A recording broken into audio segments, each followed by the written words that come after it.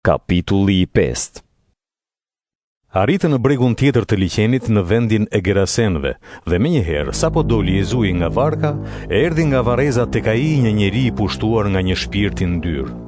Ai banonte në vareza dhe askush nuk mund ta lidhte më as me zinxhir, sepse disa herë e kishin lidhur me pranga e zinxhir, por ai i kishte kputur zinxhirët dhe i kishte thyer prangat dhe askush nuk mund ta zbuste dot. Natë ditë rrinte në përvarre e në përmale duke bërtitur e duke goditur veten me gur.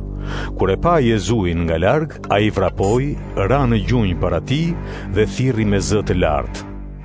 Çfarë ke me mua, o Jezu, o biri Perëndis më të lartë? Të përbej për Perëndin, mos më mundo. Jezui i tha: Shpirti i ndyrë, dil nga ky njeri. Dhe e pyeti: Si e ke emrin? Ai ju përgjigj: Emri im është Legion, sepse jemi shumë.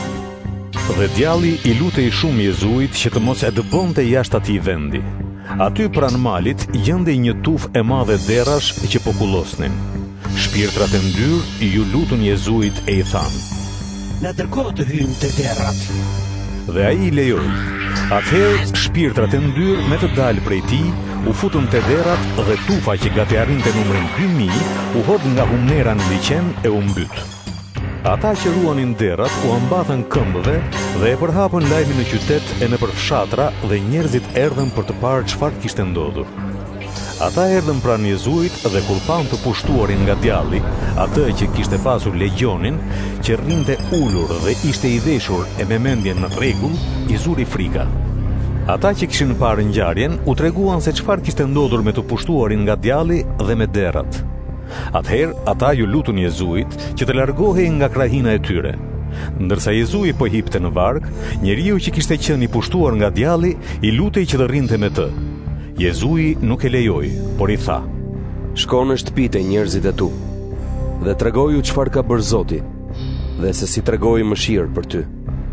Atëherë ai u largua dhe në përmbar dekapojën shpallte atë që kishte bërë Jezui për të dhe të gjithë mahniteshin. Jezui kaloi përsëri me varg në bregun tjetër dhe një turmë e madhe u mblodh rreth tij.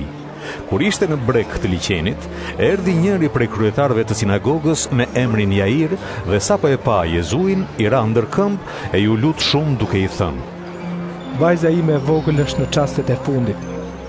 Prandaj eja. Vëri duart mbi të, që të shpëtojë dhe të jetojë.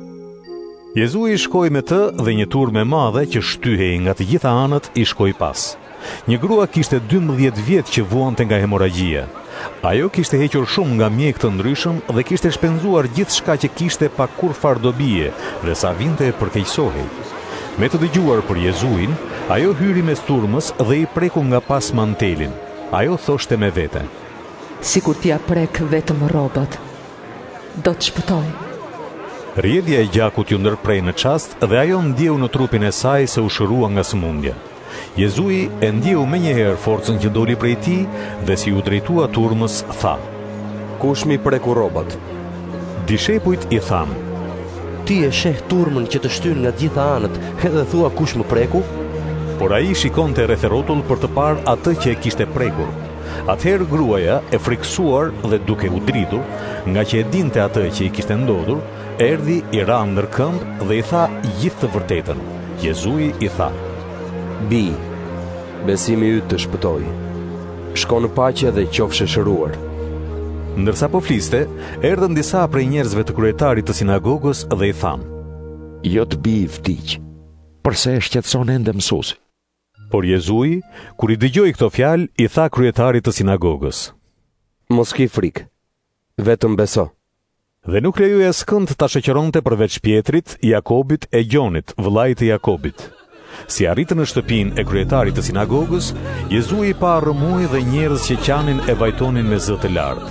Kur hyri, u tha: Përse bërtisni e qani? Fëmia nuk ka vdekur, por po fle. Ata e përqeshën, por ai i ndhori të gjithë përjashta, mori me vete baban dhe nënën e fëmijës dhe ata që e shoqëronin dhe hyn atje ku ishte fëmia. Ai e kapi fëmijën për dorë dhe i tha: Talitha kum, që përkthehet: Vashës, unë po të them ngrihu. Vajza e vogël u ngrit menjëherë dhe filloi të este. Ajo ishte 12 vjeçe. Të gjithu abitën pa mas. Jezui i urdhëroi rreptësisht që askush të mos e merrte vesh këtë gjë dhe u tha që t'i jepnin për të ngrënë.